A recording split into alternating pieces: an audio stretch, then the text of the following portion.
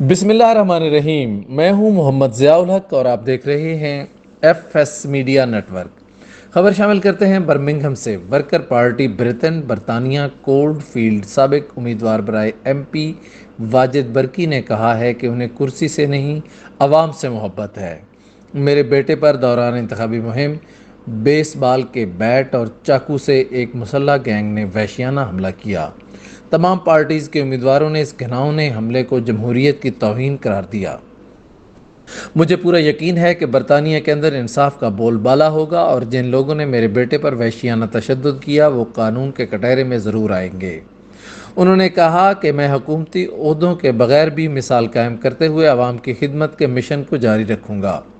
Election ہارنے کے باوجود تمام کمیونٹی سے رابطہ نہیں توڑا بلکہ ان کے مسائل حل کرانے کے لیے ہر ممکن کوششیں کر رہے ہیں۔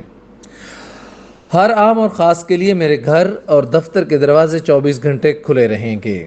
ہم انسانی حقوق کے تحفظ کی جنگ لڑتے رہیں گے۔ ان خیالات کا اظہار انہوں نے میڈیا نمائندوں سے بات کرتے ہوئے کہا۔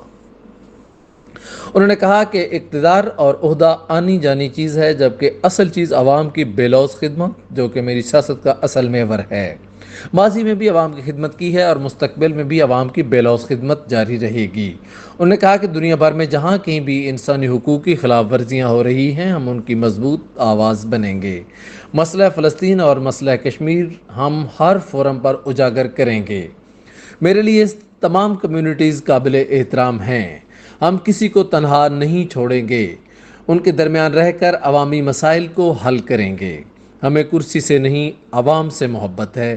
جنہوں نے ہمیں ووٹ دیا یا نہیں دیا اس کے باوجود ہم بے لوث خدمت جاری رکھیں گے۔ انہوں نے کہا کہ ماضی میں 35 سال سے عوام کی خدمت کر رہا ہوں۔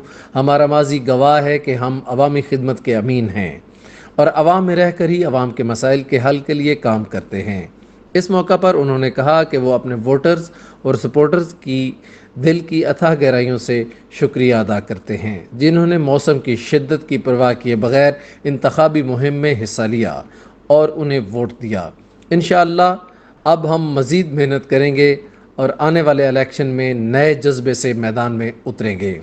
سبسکرائب کیجئے F S Media Network اور دیکھتے رہیے حالات حاضرہ اور تبصرے۔